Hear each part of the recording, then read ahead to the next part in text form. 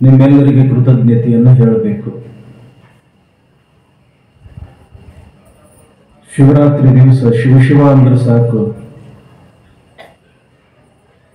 ಅದೊಂದು ಮೋಕ್ಷ ಪದವಿಗೆ ಕರೆದುಕೊಂಡು ಹೋಗ್ತದೆ ಅನ್ನೋ ಒಂದು ಬಲವಾದ ನಂಬಿಕೆ.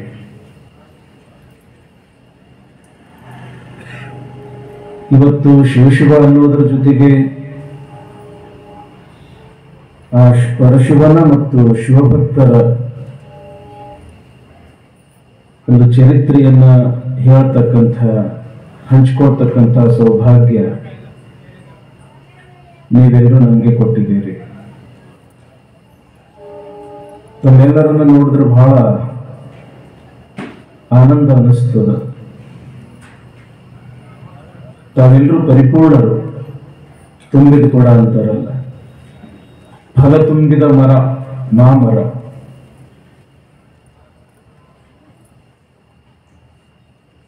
ದೊಡ್ಡ ಹೃದಯದವರಾಗಿ ನಾವು ಹೇಳ್ತಕ್ಕಂಥ ನುಡಿಗಳನ್ನ ಬಹಳ ಪ್ರೀತಿಯಿಂದ ಕೇಳ್ತಕ್ಕಂಥ ದೊಡ್ಡ ಮನಸ್ಸಿನವರಾಗಿ ಈ ಕಾರ್ಯಕ್ರಮವನ್ನು ಬಹಳ ಚೆನ್ನಾಗಿ ತಾವೆಲ್ಲರೂ ನಡೆಸಿಕೊಡ್ತಾ ಇದ್ದೀರಿ. ಹೀಗಾಗಿ ತಮ್ಮೆಲ್ಲರಿಗೂ ಅನಂತ ಶರಣಾರ್ಥಿಗಳು.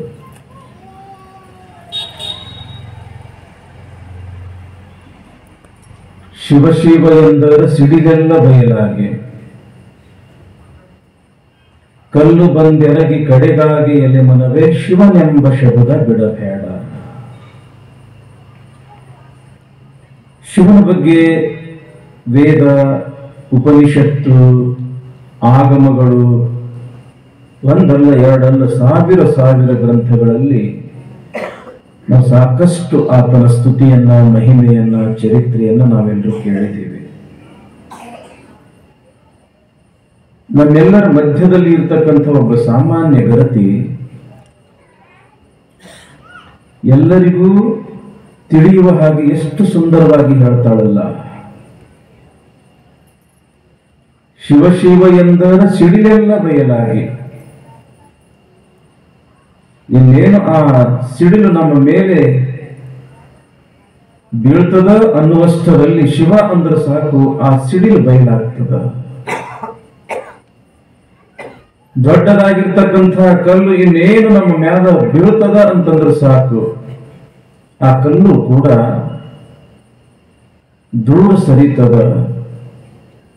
ಆ ಕಾರಣಕ್ಕಾಗಿ ತಂಗಿ ಶಿವನೆಂಬ ಶಬ್ದ ಬಿಡಬೇಡ. ಹೀಗಾಗಿ ನಮ್ಮ ಜನ, ನಮ್ಮ ತಾಯಂದ್ರು ಕುಂತ್ರು ಶಿವ, ನಿಂತ್ರು ಶಿವ, ಎದ್ರು ಶಿವ, ಬಿದ್ರು ಶಿವ, ಸುಖದಾಗೂ ಶಿವ, ದುಃಖದೊಳಗೂ ಕೂಡ ಶಿವ ಶಿವ ಶಿವ ಅನ್ನೋ ಒಂದು ಶಬ್ದ ನಮ್ಮೆಲ್ಲರ ಪ್ರತಿಯೊಂದು ಉಸಿರಿನಲ್ಲಿಯೂ ಕೂಡ ಉಸಿರಾಗಿ ಬಿಟ್ಟದ. ಶಿವ ಅನ್ನೋ ವಸ್ತುನೇ ಬಹಳ ದೊಡ್ಡದು. ನಾವು ಸಾಮಾನ್ಯವಾಗಿ ಶಿವ ಅಂತಂದ್ರೆ ಒಂದು ದೇವರ ಹೆಸರು ಅನ್ನೋದನ್ನ ನಾವು ತಿಳ್ಕೊಳ್ತೇವೆ. ಮಹಾದೇವನ ಹೆಸರು, ಶಂಕರನ ಹೆಸರು. ಶಿವ ಈ ಶಬ್ದದ ಅರ್ಥ ಬಹಳ ಅರ್ಥಗರ್ಭಿತವಾಗಿರ್ತಕ್ಕಂಥದ್ದು. ಶಿವ ಅಂದ್ರೆ ಮಂಗಲಕರವಾಗಿರ್ತಕ್ಕಂಥದ್ದು. ಅದನ್ನ ನಮ್ಮ ಉಪನಿಷತ್ಕಾರರು ಶಂಕರೋತಿ ಇತಿ ಶಂಕರ ವ್ಯಾಖ್ಯಾನ ಕೊಟ್ಟದಕ್ಕೆ. ಯಾವುದು ಎಲ್ಲರಿಗೂ ಎಲ್ಲಾ ಕಾಲದಲ್ಲೂ ಒಳ್ಳೆಯದನ್ನೇ ಮಾಡ್ತದ, ಅದಕ್ಕೆ ಶಂಕರ ಅಥವಾ ಶಿವ ಅಂತ ಕರೀತಾರೆ. ನೋಡ್ರಿ ಎಷ್ಟು ಅದ್ಭುತವಾಗಿರ್ತಕ್ಕಂಥದ್ದು ಅರ್ಥ. ಎಲ್ಲರಿಗೂ, ಬಡವನ ಇರಲಿ, ಶ್ರೀಮಂತನ ಇರಲಿ, ಯಾವುದೇ ಜಾತಿ ಇರಲಿ, ಯಾವುದೇ ಧರ್ಮ ಇರಲಿ, ಅಷ್ಟೇ ಯಾಕೆ ದೇವ, ದಾನವ, ಮಾನವ ಎಲ್ಲರೂ ಬಂದ್ಬಿಟ್ವಿ ನಾವು ಅದರೊಳಗ. ಎಲ್ಲರಿಗೂ ಎಲ್ಲಾ ಕಾಲದಲ್ಲೂ ಯಾವುದು ಒಳ್ಳೆಯದನ್ನೇ ಮಾಡ್ತದ ಅದಕ್ಕೆ ಶಿವ ಅಂತ ಕರೀತಾರ, ಶಂಕರ ಅಂತ ಕರೀತಾರ ಅನ್ನೋದು ಒಂದು ವ್ಯಾಖ್ಯಾನ. ಸಾಕಷ್ಟು ಜನ ಮಠಕ್ಕೆ ಬರ್ತಿರ್ತಾರೆ. ನಮ್ಮ ಹಳ್ಳಿಗಳಲ್ಲಿ ಬಹಳ ಇದೆ. ಅಜ್ಜಾರ ದೇವರು ನಮ್ಗೆ ಬಹಳ ಕಾಡಕತ್ತ ನೋಡ್ರಿ, ಅದಕ್ಕೇನ್ರಿ ಒಂದು ಪರಿಹಾರ ಹೇಳ್ರಿ ಅಂತ ಬಂದಿರ್ತಾರೆ. ದೇವ್ರು ಕಾಡ್ತಾನೇನು? ಅವನ ಹೆಸರು ದೇವರು. ದೇವರ, ವರವನ್ನ ಕೊಡ್ತಕ್ಕಂಥವನು ದೇವರು, ಒಳ್ಳೇದನ್ನ ಕೊಡ್ತಕ್ಕಂಥವನು, ಒಳ್ಳೇದನ್ನ ಮಾಡ್ತಕ್ಕಂಥವನು ದೇವರು. ಅವ ಹೆಂಗ್ ಕಾಡ್ತಾನ? ನಮ್ಗೆ ದೇವರು ಕಾಡೋದಿಲ್ಲ, ನಾವು ಮಾಡಿರ್ತಕ್ಕಂಥ ಕರ್ಮಗಳು ಕಾಡ್ತವೆ ಹೊರತು ದೇವರೆಂದು ಕಾಡೋದಿಲ್ಲ. ತಿಳಿದಾಗೋ ಮಾಡಿರ್ತಕ್ಕಂಥ ಅಪರಾಧಗಳು, ಮತ್ತೊಬ್ಬರಿಗೆ ಮಾಡಿರ್ತಕ್ಕಂಥ ಅನ್ಯಾಯಗಳು ಯಾವುದೋ ರೂಪದಲ್ಲಿ ಒಂದು ನಮ್ಮನ್ನು ಕಾಡ್ತವ, ಕರ್ಮಗಳು ಕಾಡ್ತವೆ ಹೊರತು ದೇವರು ಕಾಡೋದಿಲ್ಲ. ಶಿವರಾತ್ರಿ ಇವತ್ತು ನಮ್ಮ ಪೌರಾಣಿಕ ಕಥೆಗಳಿಂದ ಏನು ಶಿವರಾತ್ರಿ, ಯಾಕೆ ಶಿವರಾತ್ರಿ ಅನ್ನೋ ಪ್ರಶ್ನೆ ಬಂದಾಗ ಪರಶಿವನ ಮದುವೆಯಾದ ದಿವಸ ಅನ್ನೋದು ಒಂದು ನಂಬಿಕೆ. ಪಾರ್ವತಿ ಸಾವಿರಾರು ವರ್ಷಗಳ ತಪಸ್ಸು ಮಾಡಿ ಮಾಡಿ ಮಾಡಿ ಮಾಡಿ ಹರನೇ ನೀ ನನಗೆ ಗಂಡನಾಗಬೇಕೆಂದು ಅನಂತ ಕಾಲ ತಪಸ್ಸಿದ್ದೆ ನೋಡ ಅಂತಾಳೆ. ಅಕ್ಕ ಅಂತಂದ್ರೆ ಸಾಮಾನ್ಯಳಲ್ಲ, ಅವಳು ಪಾರ್ವತಿಯ ಅವತಾರವೇ. ಪಾರ್ವತಿ ಪರಶಿವನನ್ನ ಮದುವೆ ಆಗ್ಬೇಕಾಗಿತ್ತು ಅಂತಂದ್ರೆ ಸಾವಿರ ವರ್ಷಗಳ ತಪಸ್ಸು ಮಾಡಿದಳು. ತಂದೆಯಾಗಿರ್ತಕ್ಕಂತಹ ಪರ್ವತ ರಾಜ, ಏನು ಶಿವನಿಗೆ ಮದುವೆ ಆಗ್ತೀವ, ಏನು ಸಂಪತ್ತೈತೆ ಅಂತ ಹೇಳಿ ತಿಳ್ಕೊಂಡು ಅವನನ್ನು ಮದುವೆ ಮಾಡ್ಕೊಡ್ತಿ, ಮೈಯಾಗ ಉಟ್ಕೊಳಕ್ ಬಟ್ಟೆ ಸಹಿತ ಇಲ್ಲ, ಆನೆ ಚರ್ಮ ಸುತ್ಕೊಳ್ತಾನ, ಮೈಯೆಲ್ಲ ಬೂದಿ ಪಡ್ಕೊಳ್ತಾನ, ಕೊಳ್ಳಾಗ ಹಾಕೊಳಕ್ ಒಂದು ಬಂಗಾರದ ಸರನೂ ಇಲ್ಲ, ಹಾವು ಸುತ್ತಕೋತಾನ, ಬದಲಾಗಿ ರುಂಡ ಮಾಲೆಗಳನ್ನು ಹಾಕೊಳ್ತಾನ. ಇಂಥ ಒಬ್ಬ ಜೋಗಿಯನ್ನ ಯಾಕೆ ಮದುವೆ ಆಗ್ತಿ ಬೇಡ ಅಂದ್ರೂ ಕೂಡ ಪಾರ್ವತಿ ತಪಸ್ಸು ಮಾಡಿ ಮಾಡಿ ಮಾಡಿ ಶಿವನನ್ನ ಮದುವೆ ಮಾಡಿಕೊಂಡ್ಳು. ಯಾವ ದಿವಸ? ಈ ದಿವಸ ಅನ್ನೋ ಕಾರಣಕ್ಕಾಗಿ ಅದಕ್ಕೆ ಶಿವರಾತ್ರಿ ಅನ್ನೋದು ಒಂದು ನಂಬಿಕೆ. ಇನ್ನೊಂದು ಸಮುದ್ರ ಮಂಥನ ಅಂತ ನಡೆಯಿತು. ಒಂದ್ ಕಡೆ ದಾನವರು, ರಾಕ್ಷಸರು, ಒಂದ್ ಕಡೆ ದೇವತೆಗಳು ಆ ಸಮುದ್ರ ಮಂಥನವನ್ನ ಮಾಡಿದ್ರು, ವಾಸುಕಿಯನ್ನ ಹಗ್ಗವನ್ನಾಗಿ ಮಾಡಿ. ಆ ಸಮುದ್ರ ಮಂಥನದ ಸಮಯದೊಳಗ ಸಾಕಷ್ಟು ಸಿರಿ ಸಂಪತ್ತು, ಮುತ್ತು, ರತ್ನ, ವಜ್ರ, ವೈಢೂರ್ಯಗಳೆಲ್ಲ ಬಂದು ನನಗ್ಬೇಕು ತನಗ್ಬೇಕು ಅಂತ ದೇವದಾನವರು ಹಂಚಿಕೊಂಡ್ರು. ಅಮೃತ ಬಂತು, ಆವಾಗ ದೇವತೆಗಳು ನಮಗ್ ಬೇಕು ಅಂತ ತೆಗೆದುಕೊಂಡ್ರು. ಕೊನೆಗೇನು ಬಂತು? ವಿಷ ಬಂತು. ಯಾವಾಗ ವಿಷ ಬಂತು, ಹಾಲಾಹಲ ಬಂತು, ನಾವು ಸಾಯ್ತೀವಿ, ನೀವು ಸಾಯ್ತೀವಿ, ನಮಗ್ ಬೇಡ ನಿಮಗ್ ಬೇಡ ಅಂತ ತಿಳ್ಕೊಂಡು ಓಡಾಕತ್ರು. ಹಾಗೆ ಬಿಟ್ರೆ ಈ ಜಗತ್ತು ನಾಶ ಆಗ್ತದ ಅಂತ ತಿಳ್ಕೊಂಡು ಶಂಕರ ಆ ವಿಷವನ್ನ ಕುಡ್ದ. ಅದಕ್ಕೆ ಅವನಿಗೆ ವಿಷಕಂಠ, ನೀಲಕಂಠ ಹೀಗೆ ಹೆಸರು ಬಂತು ಅನ್ನೋದನ್ನ ನಾವು ತಿಳ್ಕೊಳ್ತೀವಿ. ಆದ್ರೆ ಪಾರ್ವತಿಯ ಪತಿವ್ರತಾ ಶಕ್ತಿ ಎಷ್ಟು ದೊಡ್ಡದು ಅಂತಂದ್ರ, ಕಂಠದಲ್ಲಿ ಇರ್ತಕ್ಕಂತಹ ವಿಷ ಕೆಳಗಡೆ ಇಳಿತು ಅಂತಂದ್ರ ಶಿವನ ಜೀವಕ್ಕೆ ಅಪಾಯ ಆಗ್ತದ, ಅವಾಗ ಈ ಜಗತ್ತು ಪ್ರಳಯ ಆಗ್ತದ ಅಂತ ತಿಳ್ಕೊಂಡು ಕಂಠದಲ್ಲಿ ಇರ್ತಕ್ಕಂಥ ವಿಷ ಕೆಳಗೆ ಹೋಗದ ಹಾಗೆ ನೋಡಿಕೊಂಡಿರ್ತಕ್ಕಂಥ ಒಂದು ದೊಡ್ಡ ಶಕ್ತಿ ಅದು ಪಾರ್ವತಿದು. ಇಂಥ ದೊಡ್ಡ ಶಕ್ತಿ ಹೆಂಗ ಬಂತು ಅಂತ ಕೇಳಿದ್ರ ಪತಿವ್ರತ ಧರ್ಮದಿಂದ ಇಂಥ ಒಂದು ಶಕ್ತಿ ಬಂತು ಅಂತ ತಿಳ್ಕೊಂಡು ಆ ಪಾರ್ವತಿನೇ ಹೇಳ್ತಾಳೆ, ಎಂಥ ಶಕ್ತಿ ಇರಬೇಕು ಪತಿವ್ರತ ಧರ್ಮದಲ್ಲಿ. ಯಾವಾಗ ಆ ಶಂಕರ ವಿಷವನ್ನ ಕುಡ್ದ, ಆವಾಗ ದೇವತೆಗಳೆಲ್ಲರೂ ಕೂಡ ಶಿವ ಮಲಗಬಾರದು, ಇವತ್ತು ಎಚ್ಚರನೇ ಇರಬೇಕು. ಸಾಮಾನ್ಯವಾಗಿ ಹಳ್ಳಿಗಳಲ್ಲಿ ಯಾರಿಗಾದ್ರೂ ಹಾವು ಮುಟ್ಟಿತು ಅಂತಂದ್ರೆ ಆ ದಿವಸ ಅವರನ್ನ ಮಲಗಿಬಿಡುವುದಿಲ್ಲ. ಮಲ್ಕೊಂಡ್ರು ಅಂತಂದ್ರೆ ಅದು ವಿಷದ ಪ್ರಮಾಣ ಶರೀರದಲ್ಲಿ ಹೆಚ್ಚಿಗೆ ಏರ್ತದೆ ಅನ್ನೋ ಕಾರಣಕ್ಕಾಗಿ ತಮಗೆ ಗೊತ್ತಿರಬಹುದು. ರಾತ್ರಿ ಎಲ್ಲ ಭಜನೆ ಮಾಡಿಸ್ತಾರೆ, ಜಾಗರಣೆ ಮಾಡ್ತಾರೆ, ಬಟ್ ಅವನನ್ನು ಮಲ್ಕೊಬಿಡುವುದಿಲ್ಲ.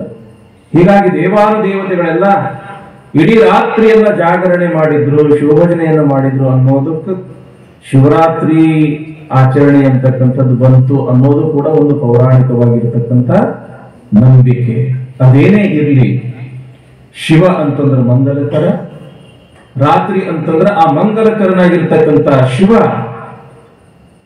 ಇವತ್ತಿನ ದಿವಸ ಯಾರ್ಯಾರು ಶ್ರದ್ಧೆಯಿಂದ ಶಿವಭಕ್ತಿಯನ್ನ, ಶಿವಜ್ಞಾನವನ್ನ, ಶಿವಕಥೆಯನ್ನ ಕೇಳ್ತಾರ ಅವರಿಗೆ ಮಂಗಲವನ್ನೇ ಉಂಟು ಮಾಡ್ತಾನ ಅನ್ನೋ ಕಾರಣಕ್ಕಾಗಿ ಶಿವರಾತ್ರಿಯನ್ನ ಆಚರಣೆ ಮಾಡ್ತಕ್ಕಂತಹ ಪದ್ಧತಿ ಸಾವಿರ ಸಾವಿರ ವರ್ಷಗಳಿಂದಲೂ ಕೂಡ ಬಂದಿರತಕ್ಕಂಥದ್ದು. ಈ ಶಿವಧರ್ಮ, ಶಿವತತ್ವ, ಶಿವಭಕ್ತರು ಎಂತಕ್ಕಂಥದ್ದು ಈ ಪರಂಪರೆ ಇಂದು ನಿನ್ನೆ ಇರಲ್ಲ. ಶಿವಧರ್ಮ ಎಂತಕ್ಕಂಥದ್ದು ಒಂದು ಸಮಯದಲ್ಲಿ ವಿಶ್ವವ್ಯಾಪಿಯಾಗಿರ್ತಕ್ಕಂತಹ ಧರ್ಮ ಅನ್ನೋದನ್ನ ನಮ್ಮ ಇತಿಹಾಸಕಾರರು ಹೇಳ್ತಾರೆ. ಅದಕ್ಕೆ ಪುರಾವೆಯಾಗಿ ದೇಶ ವಿದೇಶಗಳಲ್ಲಿಯೂ ಕೂಡ ಸಾವಿರಾರು ವರ್ಷಗಳ ಹಿಂದಿನ ಶಿವ ದೇವಸ್ಥಾನಗಳು ಇದ್ದು ಅನ್ನೋದನ್ನು ಕೂಡ ಅವರು ಆಧಾರ ಕೊಡ್ತಾರೆ. ಸ್ಕಾಟ್ಲೆಂಡ್ ಅಲ್ಲಿ ಸುವರ್ಣಲಿಂಗ, ಅರಬಸ್ತಾನದಲ್ಲಿ ಮಕ್ಕೇಶ್ವರ ಲಿಂಗ, ಅಮೆರಿಕಾದ ಟೆನ್ಸಿ ಪಟ್ಟಣದಲ್ಲಿಯೂ ಕೂಡ ಒಂದು ಸುವರ್ಣಲಿಂಗ, ಮತ್ತು ಅಫ್ಘಾನಿಸ್ತಾನದ ಏನು ನಾವು ಗಾಂಧಾರ ಅಂತ, ಗಾಂಧಾರಿ ಅನ್ನೋದು ಮಹಾಭಾರತದೊಳಗೆ ಕೇಳ್ತೀವಿ.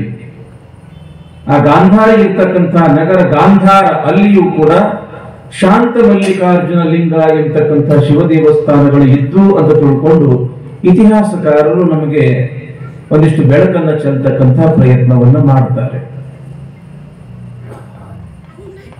ಭಾರತದ ಅತ್ಯಂತ ಪುರಾತನವಾಗಿರ್ತಕ್ಕಂಥ ಧರ್ಮ ಅದು ಯಾವುದಾದ್ರೂ ಕೂಡ ಇದ್ದಿದ್ದೇ ಆದ್ರೆ ಅದು ಶಿವಧರ್ಮ. ಈ ಶಿವನ ಮಹಿಮೆಯನ್ನು ಹೇಳ್ತಕ್ಕಂತಹ ಗ್ರಂಥಗಳು ಒಂದಲ್ಲ ಎರಡಲ್ಲ.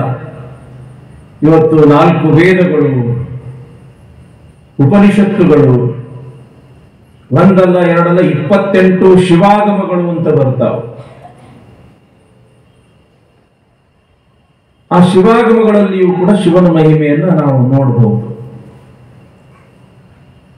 ಹಾಗೆ ನಾವು ಇತ್ತ ಸ್ವಲ್ಪ ಕರ್ನಾಟಕಕ್ಕೆ ಬಂದ್ವಿ ಅಂತಂದ್ರೆ, ನಮ್ಮ ಸ್ವಲ್ಪ ವೀರಶೈವ ಲಿಂಗಾಯತ ಧರ್ಮಕ್ಕೆ ಬಂದ್ವಿ ಅಂತಂದ್ರೆ ಅಲ್ಲಿ ಸಿದ್ಧಾಂತ ಶಿಖಾಮಣಿ ಅಂತ ಬರ್ತದ, ಬಸವಾದಿ ಶಿವಶರಣರ ಚರಿತ್ರೆಗಳು ಅಂತ ಬರ್ತವ. ಹೀಗೆ ಒಂದಲ್ಲ ಎರಡಲ್ಲ ಸಾವಿರ ಸಾವಿರ ಗ್ರಂಥಗಳು ಅದಕ್ಕೆ ಆಧಾರವಾಗಿ ನಿಲ್ತವ.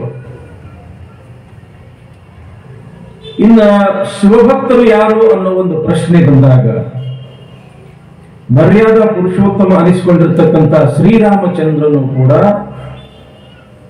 ಯಾವಾಗ ರಾವಣ ಸೀತೆಯನ್ನ ಲಂಕೆಗೆ ಕರ್ಕೊಂಡು ಹೋದ, ಎತ್ಕೊಂಡು ಹೋದ, ಕದ್ದುಕೊಂಡು ಹೋದ, ಆ ಸಮಯದಲ್ಲಿ ಸೀತೆಯನ್ನ ಹುಡುಕ್ತಾ ಹುಡುಕ್ತಾ ಹುಡುಕ್ತಾ ಶ್ರೀಲಂಕೆಗೆ ಬಂದ. ಬರ್ತಕ್ಕಂತಹ ಸಮಯದಲ್ಲಿ ಒಂದಲ್ಲ ಎರಡಲ್ಲ 100 ಶಿವಲಿಂಗಗಳನ್ನು ಸ್ಥಾಪನೆ ಮಾಡ್ಕೊಂತಾನೆ ಅಲ್ಲಿಗೆ ಹೋದ. ಆ ಕಾರಣಕ್ಕಾಗಿ ಆ ಲಿಂಗಗಳಿಗೆ ಇಂದಿಗೂ ಕೂಡ ರಾಮೇಶ್ವರ ಲಿಂಗ ಅಂತ ತಿಳ್ಕೊಂಡು ಕರೆದಿದ್ದು ನಾವೆಲ್ಲರೂ ಕೂಡ ಇತಿಹಾಸದಿಂದ ನಾವು ತಿಳ್ಕೊಳ್ತೇವೆ. ಇನ್ನು ತ್ರಿಲೋಕವೀರ ಅನ್ನಿಸ್ಕೊಂಡಿರ್ತಕ್ಕಂಥ ಅರ್ಜುನನು ಕೂಡ ಶಿವನನ್ನ ಕುರಿತು ತಪಸ್ಸನ್ನ ಮಾಡಿ ಪಾಶುಪತಾಸ್ತ್ರವನ್ನ ಪಡ್ಕೊಂಡ. ಹೀಗಾಗಿ ಅರ್ಜುನನು ಶಿವಭಕ್ತ. ಭೀಮನು ಕೂಡ 3 ಆನೆಯ ಬಲವನ್ನ ಹೊಂದಿರತಕ್ಕಂಥ ಭೀಮನು ಕೂಡ, ನಕುಲ ಸಹದೇವರು ಕೂಡ ಶಿವನ ಆರಾಧಕರು ಅನ್ನೋದನ್ನ ನಾವು ತಿಳ್ಕೊಳ್ಬಹುದು. ಹೀಗೆ ವೀರರು, ಶೂರರು, ಧೀರರು ಒಬ್ಬರಲ್ಲ ಇಬ್ಬರಲ್ಲ ಹಾಗೆ ಹೇಳ್ಕೊಂತ ಹೋದ್ರ ಅದೊಂದು ಬಹಳ ದೊಡ್ಡ ಪಟ್ಟಿನೇ ಆಗ್ತದೆ. ಏನು ನಮ್ಮಲ್ಲಿ 63 ಪುರಾತನರು ಅಂತ ಬರ್ತಾರ, ಅವರು ಶಿವಭಕ್ತರೇ.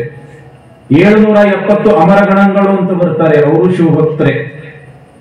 ಬಸವಾದಿ ಪ್ರಮಥರು, ರೇಣುಕಾದಿ ಪಂಚ ಆಚಾರ್ಯರು, ಶರಣರು, ಸಂತರು, ಮಹಾಂತರು, ಯೋಗಿಗಳು, ಶಿವಯೋಗಿಗಳು ಅಷ್ಟೇ ಯಾಕೆ ವಿಜ್ಞಾನಿಗಳು ಕೂಡ ಹೆಚ್ಚಿನ ಪ್ರಮಾಣದಲ್ಲಿ ಶಿವಭಕ್ತರೇ ಇರ್ತಕ್ಕಂಥದ್ದನ್ನು ನಾವು ಕಾಣ್ತೇವೆ. ಹೀಗಾಗಿ ಶಿವಧರ್ಮ, ಶಿವಭಕ್ತರು ಮತ್ತು ಶಿವಸ್ಥಾನಗಳು ನಮ್ಮ ಜಗತ್ತಿನ ತುಂಬಾ ಸ್ಥಾನಗಳು ಇದ್ದಾವೆ. ಭಕ್ತರು ಕೂಡ ಆ ಪರಂಪರೆಯನ್ನು ಮುಂದುವರಿಸಿಕೊಂಡು ಹೋಗಿರ್ತಕ್ಕಂಥದ್ದನ್ನ ನಾವು ಕಾಣುತ್ತೇವೆ.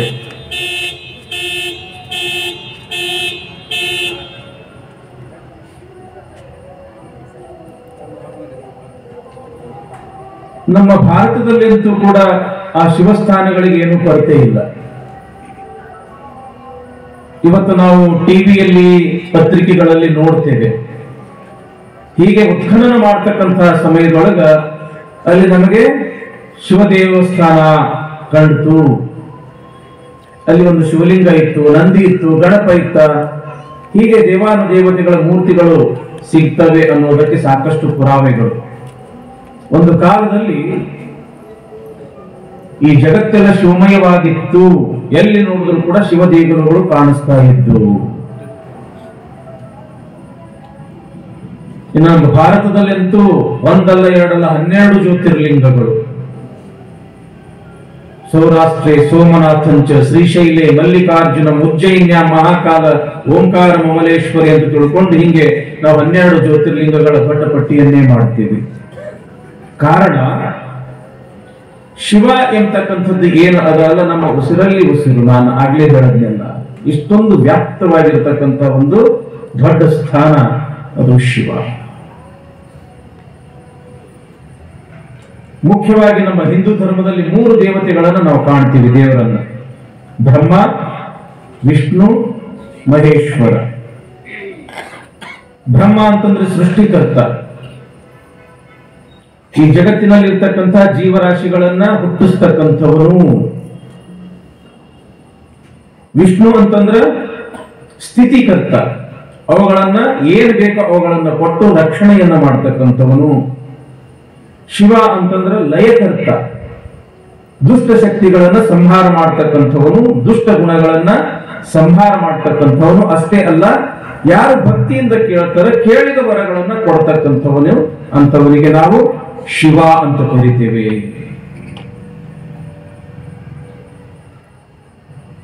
ಆದಷ್ಟು ಬೇಗ ಒಲುಮೆ ಆಗ್ತಕ್ಕಂಥ ಒಂದು ಮಹಾನ್ ಶಕ್ತಿ ಅಂತಂದ್ರೆ ಶಿವ. ಅದು ದೇವತೆಗಳೇ ಇರಲಿ, ದಾನವರೇ ಇರಲಿ, ಅಥವಾ ಮನುಷ್ಯರೇ ಇರಲಿ. ಹೀಗಾಗಿ ಶಿವನ ಬಳಗ ದೇವ, ದಾನವ, ಮಾನವ, ಭೂತಗಣ, ಪ್ರೇತಗಣ, ಪಿಶಾಚಗಣ, ಹೀಗೆಲ್ಲ ನಾವು ಸ್ವಲ್ಪ ಶಿವಪುರಾಣಗಳನ್ನ ಶಿವಕಥೆಗಳನ್ನ ಓದ್ತಾ ಹೋದಂಗ ನಮ್ಗ ಅದ್ರ ಬಗ್ಗೆ ಹೆಚ್ಚಿಗೆ ಅನುಭವಕ್ಕೆ ಬರ್ತದ. ಶಿವನ ಒಂದು ದೊಡ್ಡ ಗುಣ ಏನು ಅಂತಂದ್ರ, ಯಾರೇ ಇರ್ಲಿ, ಹೆಂಗೆ ಇರ್ಲಿ, ಅವನನ್ನ ಅನನ್ಯವಾಗಿ ಅವ್ರು ಪ್ರೀತಿ ಮಾಡ್ತಾರ, ಭಕ್ತಿ ಮಾಡ್ತಾರ ಅಂತಂದ್ರ ಅವ್ರು ಏನ್ ಕೇಳ್ತಾರ ಕೇಳಿದ ವರಗಳನ್ನ ಕೊಡ್ತಕ್ಕಂಥ ಒಂದು ಭಾವ ಆ ಶಿವನಲ್ಲಿ. ಹೀಗಾಗಿ ಅವನಿಗೆ ಏನಂತ ಕರೀತಾರೆ ಅಂತಂದ್ರೆ ಭೋಲೇನಾಥ್ ಅಂತನೂ ಕೂಡ ಕರೀತಾರೆ.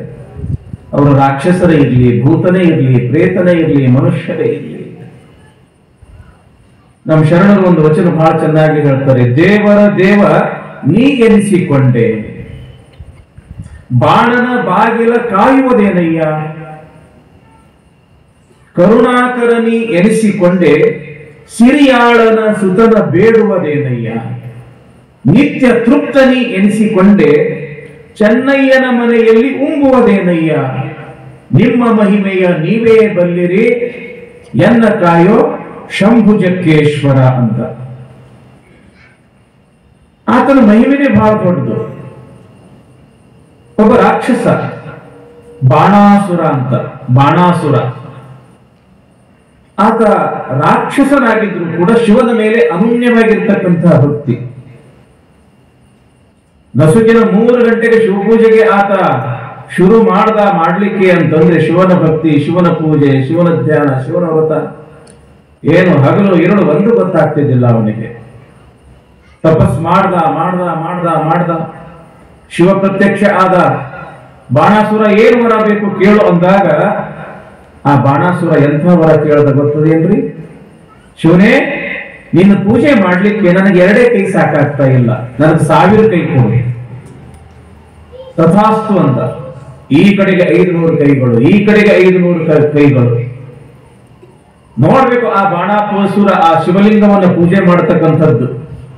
ಒಂದ್ ಕೈ ಹೂವ ಏರಿಸ್ಬೇಕು, ಒಂದ್ ಕೈ ಪತ್ರಿ ಏರಿಸ್ಬೇಕು, ಇನ್ನೊಂದು ಹಿಂಗ 1000 ಕೈಗಳಿಂದ ಆತ ಪೂಜೆ ಮಾಡೋದೇ ಅಂತಂದ್ರೆ ಸಂಭ್ರಮ. ಎಷ್ಟರ ಮಟ್ಟಿಗೆ ಆತ ಪೂಜೆ ಮಾಡೋದು ಚಂದ ಕಾಣಿಸ್ತಿತ್ತು, ಪರಮಾತ್ಮನಿಗೆ ಪ್ರೀತಿ ಆಗಿತ್ತು ಅಂತಂದ್ರ ರಾತ್ರಿ ಮಲ್ಕೊಳ್ಳುವಾಗ ಬಾಗಿಲು ಹಾಕೊಂಡು ಮಲ್ಕೋತಿದ್ದ ಆತ ಬಾಣಾಸುರ. ಇನ್ನು ಬೆಳಗಿನ 3 ಗಂಟೆ ಯಾವಾಗ ಆದಿತ್ತು ಅಂತ ತಿಳ್ಕೊಂಡು ಸ್ವತಃ ಪರಮಾತ್ಮನೇ ಅವ ಬಾಗಿಲು ಯಾವಾಗಾರ ತೆಗಿತಾನ ಅಂತ ತಿಳ್ಕೊಂಡು ಬಾಗಿಲು ಕಾಯ್ಕೋತ ನಿಂದಿರ್ತಿದ್ನಂತ. ತನ್ನ ಪೂಜೆ ತಾ ಹ್ಯಾಂಗ್ ಮಾಡ್ತಾನ, ಆತ ಹ್ಯಾಂಗ್ ಮಾಡ್ತಾನ ಅದನ್ನು ನೋಡೋ ಸಲುವಾಗಿ, ಶಿವಲಿಂಗದ ಪೂಜೆಯನ್ನ ಬಾಣಾಸುರ ಹೆಂಗ್ ಮಾಡ್ತಾನ ಅನ್ನೋದು ನೋಡೋ ಸಲುವಾಗಿ. ಅಂದ್ರೆ ಅಷ್ಟು ಪ್ರೀತಿ, ಯಾರು ಭಕ್ತಿಯಿಂದ ಪ್ರೀತಿ ಮಾಡ್ತಾರ, ಭಕ್ತಿ ಮಾಡ್ತಾರ, ಪೂಜೆ ಮಾಡ್ತಾರ, ಅವರಿಗೆ ಒಲುಮೆ, ಅವರಿಗೆ ಕೃಪೆಯನ್ನ ತೋರಿಸ್ತಕ್ಕಂಥ ಒಂದು ದೊಡ್ಡ ಗುಣ ಆ ಪರಶಿವನಲ್ಲಿ. ಹೀಗಾಗಿ ಶಿವಶರಣರು ಆ ಶಿವಭಕ್ತಿ ಆಚರಣೆಯಲ್ಲಿಯೇ ಆ ಶಿವನನ್ನ ಕಂಡಿರ್ತಕ್ಕಂಥವ್ರು ಅನಂತರು. ನಾವು ನಿನ್ನೆ ಮೊನ್ನೆ ಮೀರಾಬಾಯಿಯ ಬಗ್ಗೆ ಮತ್ತು ನಿನ್ನೆ ದಿವಸ ಯಾವುದೋ ಚರಿತ್ರೆ ಸಂತ ಜ್ಞಾನೇಶ್ವರ ಬಗ್ಗೆ ನಾವು ಕೇಳಿದ್ವಿ. ಇವತ್ತು ಸ್ವಲ್ಪ ಶಿವರಾತ್ರಿ ಆದ ಕಾರಣಕ್ಕಾಗಿ ಒಂದಿಷ್ಟು ಶಿವನ ಬಗ್ಗೆ ಒಂದಿಷ್ಟು ಹೇಳ್ತಕ್ಕಂಥ ಒಂದು ಪ್ರಯತ್ನ ಮಾಡ್ತಾ ಇದ್ದೇನೆ. ನಮ್ಮ ನೆಲ ಎಂಥ ದೊಡ್ಡದು ಅಂತಂದ್ರೆ, ನಮ್ಮ ಭಾರತದ ನೆಲ ಎಂತೆಂಥ ಸಣ್ಣ ವಯಸ್ಸಿನಲ್ಲಿ ಶಿವನ ಸಾಕ್ಷಾತ್ಕಾರ ಮಾಡಿಕೊಂಡವರು, ಆ ಭಗವಂತನ ಪ್ರಾಪ್ತಿ ಮಾಡಿಕೊಂಡವರು ಎಷ್ಟು. ಮೀರಾಬಾಯಿನೂ ಕೂಡ ಎಷ್ಟು ಚಿಕ್ಕ ವಯಸ್ಸಿನವಳು. ಜ್ಞಾನೇಶ್ವರು ಬದುಕಿದ್ದು ಕೇವಲ 22 ವರ್ಷ ಮಾತ್ರ. ಎಂಥ ಅದ್ಭುತವಾಗಿರ್ತಕ್ಕಂಥ ಜ್ಞಾನವನ್ನು ಪಡೆದುಕೊಂಡ್ರು ಅನ್ನೋ ವಿಚಾರ ನಾವು ತಿಳ್ಕೊಂಡ್ವಿ. ಇವತ್ತು ಒಂದಿಷ್ಟು ಸಿದ್ಧರಾಮನ ಬಗ್ಗೆ ತಿಳ್ಕೊಳ್ಳೋಣ. ಎಂಥ ಶಿವಭಕ್ತ, ಶಿವನ ಅನುಗ್ರಹ ಯಾವ ರೀತಿಯಾಗಿ ಪಡ್ಕೊಂಡ. ಸ್ವರ್ಣಲಾಪುರ ಅಂತ ಬರ್ತದೆ, ಈಗ ನಾವು ಅದಕ್ಕೆ ಸೋಲಾಪುರ ಅಂತ ಕರಿತೀವಿ. ಮೊದಲಿದ್ದು ಕರ್ನಾಟಕದಲ್ಲಿ,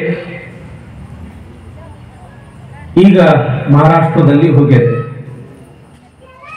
ಮರಾಠಿಯೊಳಗೆ ಸೋಲಾ ಅಥವಾ ಸೋಳಾ ಅಂತಂದ್ರೆ 16 ಅಂತ ಅರ್ಥ ಆಗ್ತದೆ. ಆ 16 ಹಳ್ಳಿಗಳು ಕೂಡಿದ್ದ ಕಾರಣಕ್ಕಾಗಿ ಆ ಊರಿಗೆ ಸೋಲಾಪುರ ಅಂತ ಕರೀತಕ್ಕಂಥದ್ದು ಒಂದು ಐತಿಹಾಸಿಕ. 900 ವರ್ಷಗಳ ಹಿಂದಿನ ಮಾತು ತಮ್ಮ ಜೊತೆಗೆ ನಾನು ಹಂಚಿಕೊಳ್ತಾ ಇದ್ದೀನಿ. ಆ ಸ್ವರ್ಣಲಾಪುರದ ಮಹಾರಾಣಿ ಚಾಮಲಾದೇವಿ ಬಹಳ ದೊಡ್ಡ ಶಿವಭಕ್ತರು. ಆಕೆಯ ಗುರುಗಳು ರೇವಣ ಸಿದ್ಧರು ಅಂತ ಬರ್ತಾರೆ, ತಾವು ಹೆಸರು ಕೇಳಿರ್ಬಹುದು. ಅವರನ್ನ ನಾವು ಜಗದ್ಗುರು ರೇವಣ ಸಿದ್ಧರು ಅಂತಾನೆ ನಾವು ಕರಿತೀವಿ. ಬಹಳ ದೊಡ್ಡ ತಪಸ್ವಿಗಳು, ಶಾಪಾನುಗ್ರಹ ಸಮರ್ಥರು, ಬಹಳ ದೊಡ್ಡ ಶಿವಯೋಗಿಗಳು. ಆ ಚಾಮಲಾದೇವಿಯ ರಾಜಮನೆತನದ ಗುರುಗಳು ಈ ರೇವಣ ಸಿದ್ಧರು. ಒಮ್ಮೆ ಸ್ವರ್ಣಲಾಪುರಕ್ಕೆ ಬಂದಿರತಕ್ಕಂಥ ಸಮಯದೊಳಗ ಆ ಮಹಾರಾಣಿಯ ಸೇವೆಯನ್ನು ಸ್ವೀಕರಿಸಿ ನೇರವಾಗಿ ಸ್ವರ್ಣಲಾಪುರ ಗ್ರಾಮದೊಳಗೆ ಬರ್ತಾರೆ. ಅಲ್ಲೊಂದು ಶಿವಭಕ್ತ ಕುಟುಂಬ, ಮುದ್ದುಗೌಡ ಸುಗ್ಗಲಾದೇವಿ. ಅವರ ಮನೆಗೆ ನೇರವಾಗಿ ಬಂದರು ರೇವಣ ಸಿದ್ಧರು.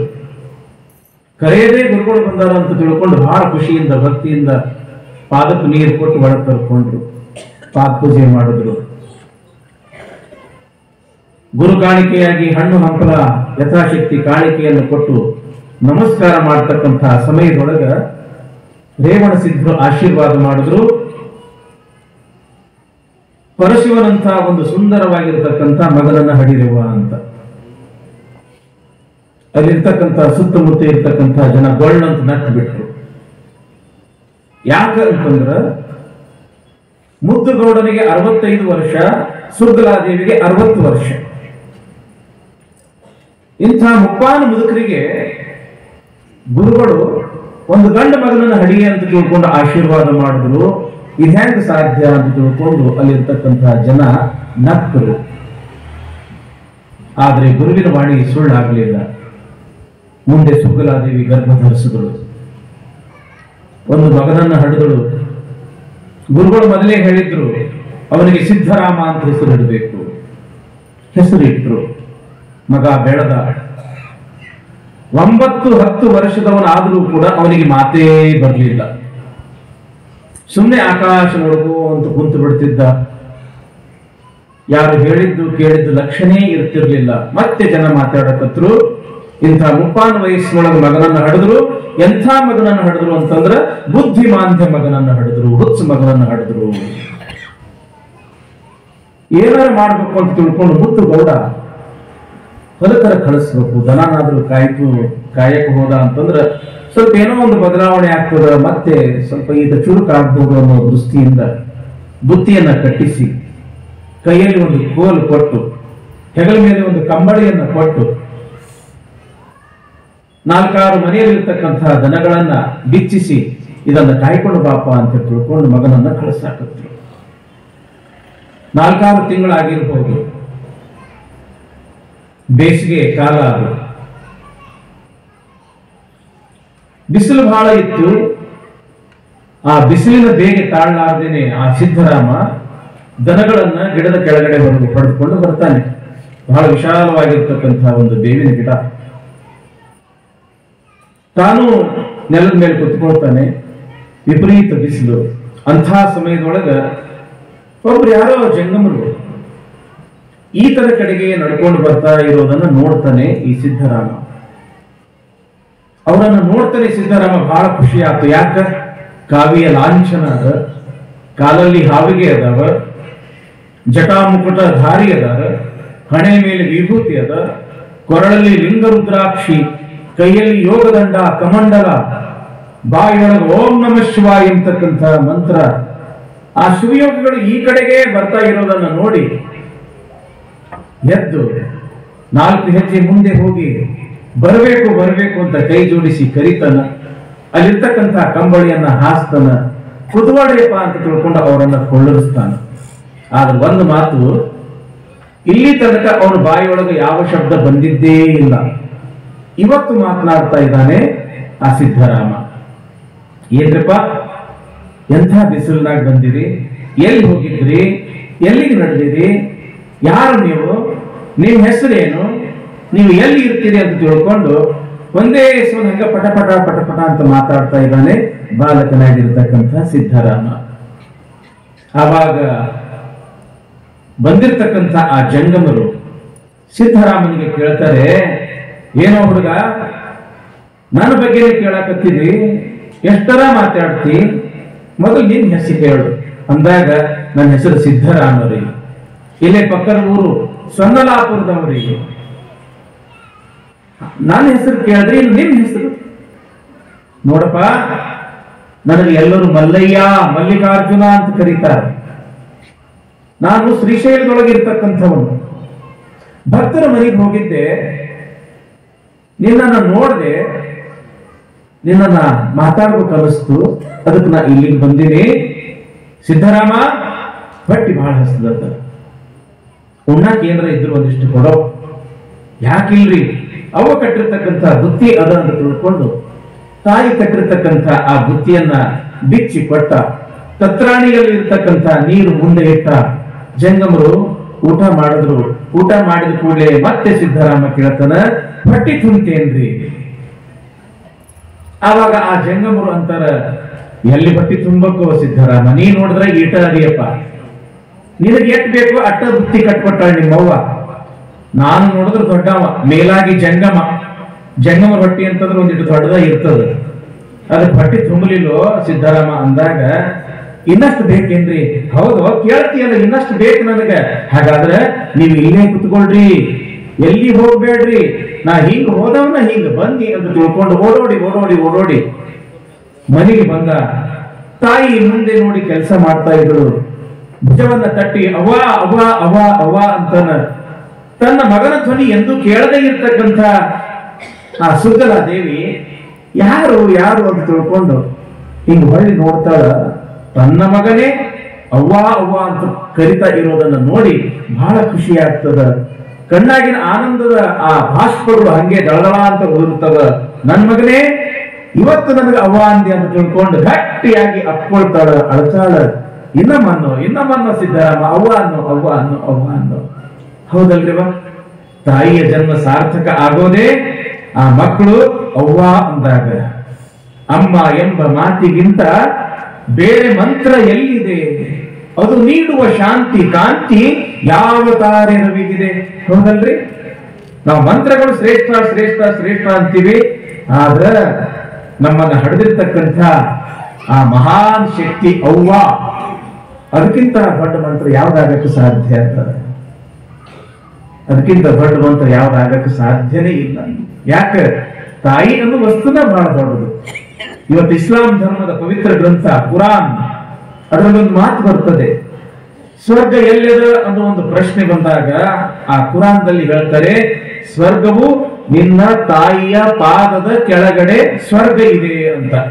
ಸ್ವರ್ಗ ಎಲ್ಲೈತೆ ಅಂತಂದ್ರೆ ತಾಯಿಯ ಪಾದದ ಕೆಳಗೆ ಸ್ವರ್ಗ ಅದ ಅಂದ್ರೆ ಇದರ ಅರ್ಥ ನೀ ತಾಯಿ ಪಾದ ಸೇವಾ ಮಾಡಪ್ಪ, ತಾಯಿ ಹೇಳ್ದಂಗೆ ಕೇಳಪ್ಪ, ತಾಯಿನ ದೇವರಂತ ತಿಳ್ಕೋಪ್ಪ ಅನ್ನೋ ಕಾರಣಕ್ಕಾಗಿ ನಮ್ಮ ಹಿಂದಿನ ಈ ಗ್ರಂಥಗಳು ಎಷ್ಟು ಅಮೂಲ್ಯವಾಗಿರ್ತಕ್ಕಂಥ ಮೌಲಿಕವಾಗಿರ್ತಕ್ಕಂಥ ವಿಚಾರಗಳು ನಮ್ಗೆ ಕೊಟ್ಟಿದ್ದಾವೆ. ನೀವು ಬೇಕಾದ್ರೆ ವೇದ ಉಪನಿಷತ್ತುಗಳನ್ನ ಅಧ್ಯಯನ ಮಾಡಿ 10,000 ವರ್ಷಗಳ ಹಿಂದೆನೆ ನಮ್ಗೆ ದೇವರನ್ನ ಪರಿಚಯ ಮಾಡಿಕೊಟ್ಟವರು. ಗುಡಿ ಗುಂಡಾರದಲ್ಲಿ ಇರ್ತಕ್ಕಂಥ ದೇವರುಗಳ ಪರಿಚಯ ಮಾಡಲಿಲ್ಲ, ನಮ್ಮ ಕಣ್ಣೆದುರುಗಡೆ ಇರ್ತಕ್ಕಂಥ ದೇವರುಗಳ ಪರಿಚಯ ಮಾಡಿದ್ರು. ಮೊದಲು 2 ಮಾತು ಹೇಳಿದ್ರು ಅವರು, ಸತ್ಯಂವದ ಧರ್ಮಂಚರ, ಸತ್ಯವನ್ನೇ ಮಾತನಾಡು, ಧರ್ಮದ ಹಾದಿಯಲ್ಲೇ ನಡಿ. ಇವೆರಡು ಮಾತನ್ನು ಹೇಳಿ ದೇವರುಗಳ ಪರಿಚಯ ಮಾಡ್ತಾರ ಅವರು.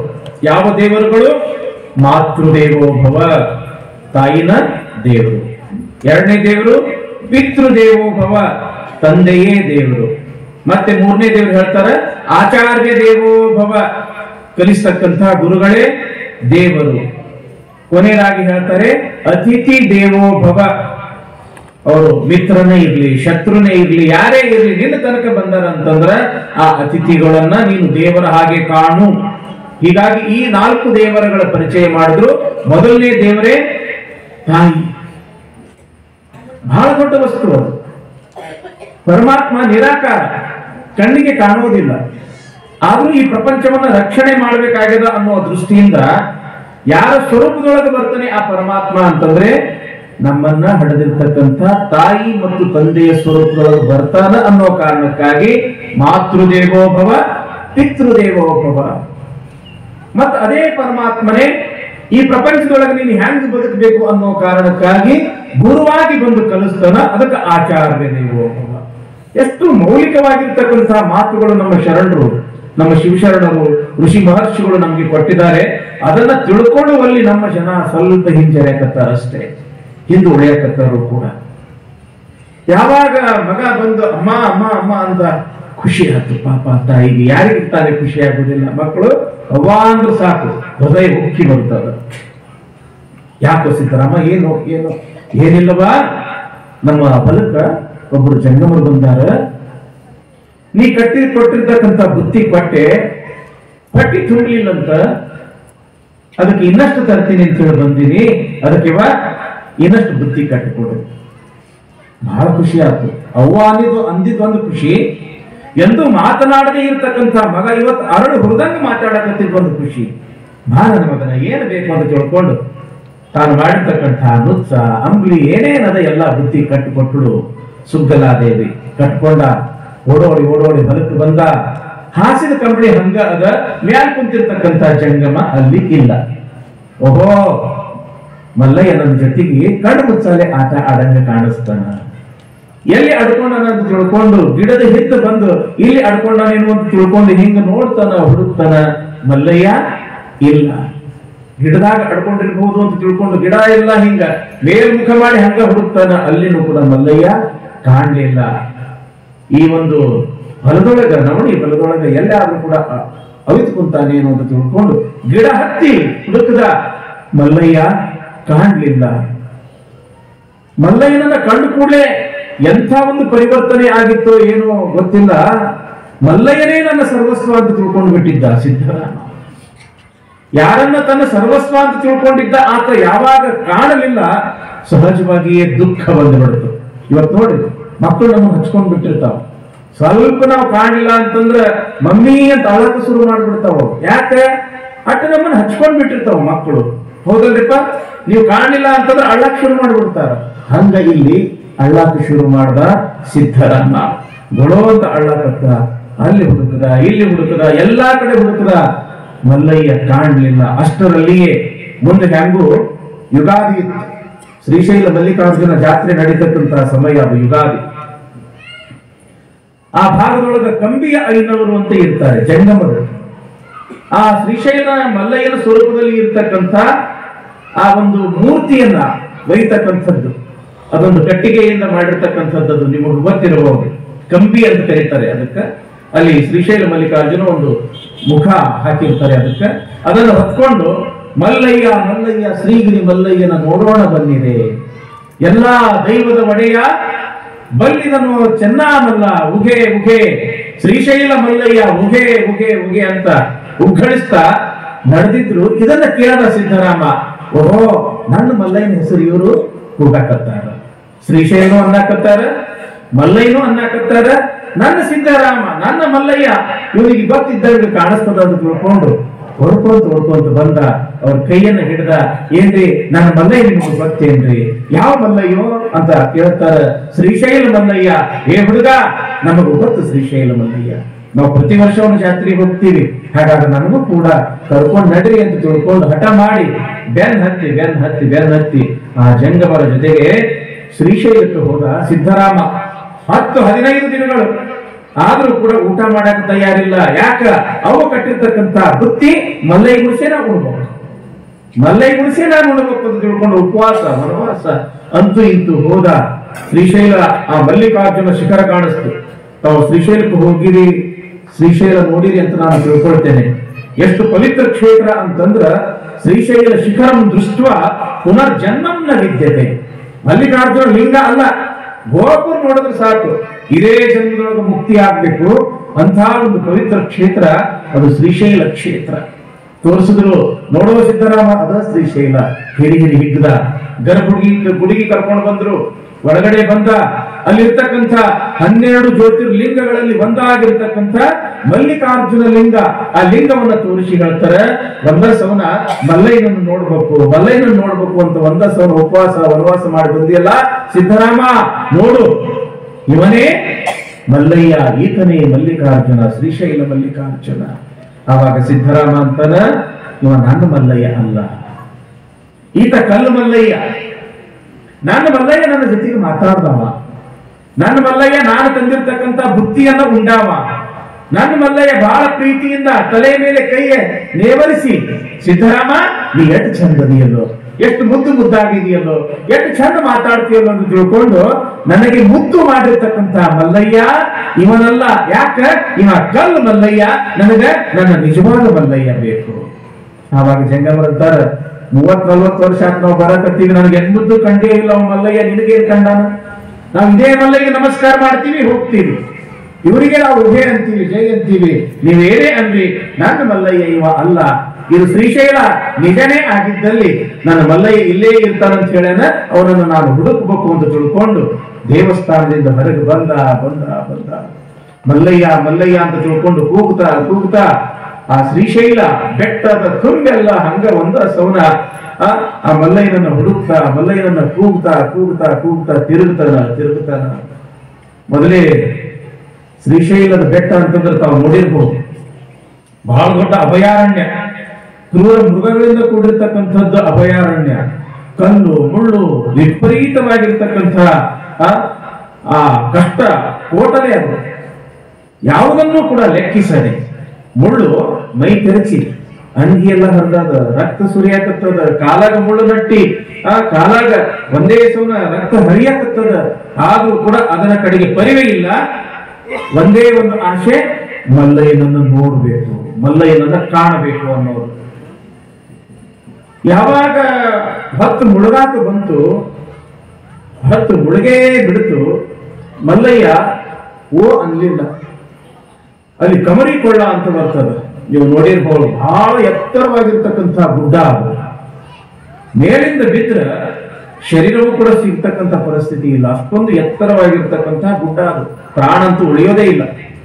ಮಲ್ಲಯ್ಯನನ್ನು ನೋಡದೇ ಇರ್ತಕ್ಕಂಥ ಈ ಜೀವ ಇದ್ರೆಷ್ಟು ಸತ್ರೆಷ್ಟು ಅಂತ ತಿಳ್ಕೊಂಡು, ಮಲ್ಲಯ್ಯ ಅಂತ ತಿಳ್ಕೊಂಡು ಮೇಲಿನಿಂದ ಜಿಗದೇ ಬಿಟ್ಟ ಶ್ರೀಶೈಲ ಮಲ್ಲಿಕಾರ್ಜುನ ಪ್ರತ್ಯಕ್ಷನಾಗಿ ಮಧ್ಯದಲ್ಲಿ ಅವನನ್ನು ಎತ್ತುಕೊಂಡು ಬಿಟ್ಟ, ಸಾಕ್ಷಾತ್ಕಾರ ಆಗಿಬಿಟ್ಟಿದ್ದ ಆ ಸಿದ್ದರಾಮನಿಗೆ. ಯಾವಾಗ ಕಣ್ಣು ತೆರೆದು ನೋಡ್ತಾನೆ ಸಿದ್ದರಾಮ, ಮಲ್ಲಯ್ಯ ಕುಲು ಅಂತ ನಗಾಕತ್ತಿದ್ದ.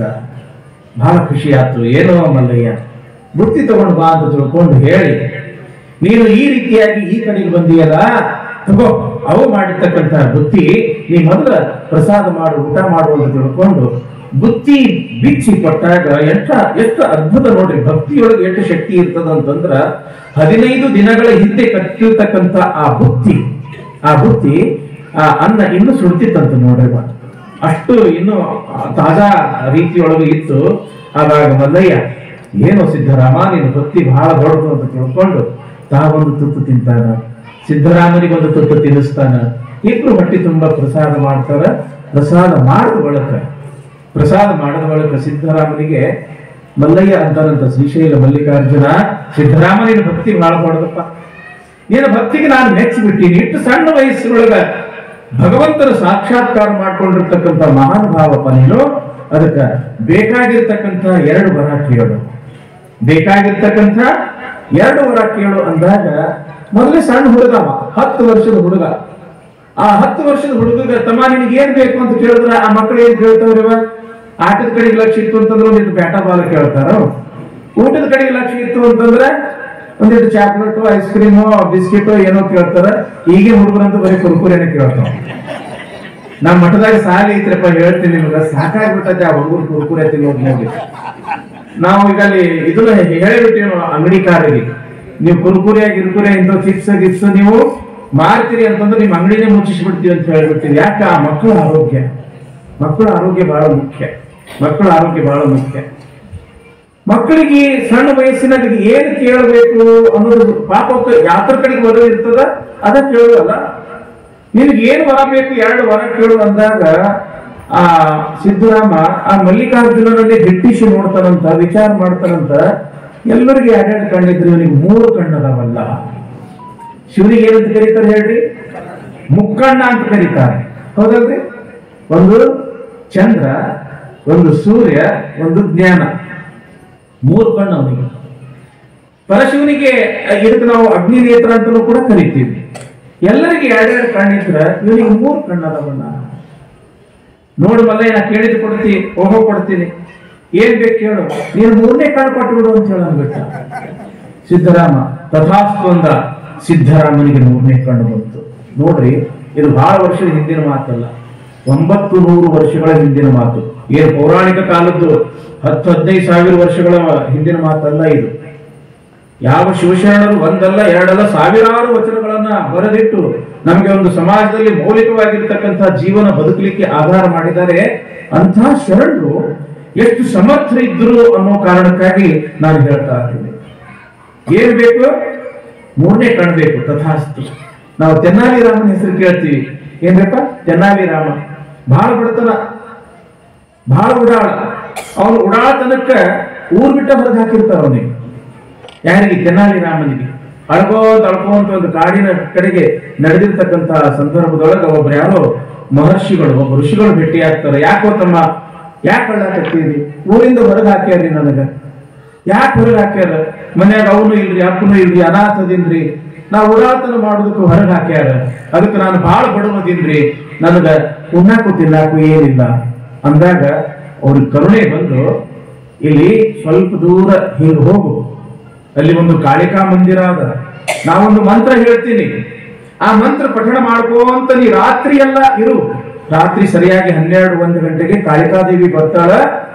ಅವಳ ಪಾದ ಗಟ್ಟಿ ಹಿಡಿದು ನಿನಗೆ ಏನು ಬೇಕು ಆ ವರ ಕೇಳು ಅಂದಾಗ ಆಯ್ತು ಅಂತ ತಿಳ್ಕೊಂಡು ತೆನ್ನಾಲಿ ರಾಮ ಆ ಋಷಿಗಳಿಂದ ಆ ಮಂತ್ರವನ್ನ ಪಡೆದುಕೊಂಡು ಅವ್ರು ಹೇಳಿರ್ತಕ್ಕಂತಹ ದೇವಸ್ಥಾನಕ್ಕೆ ಹೋಗ್ತಾನ.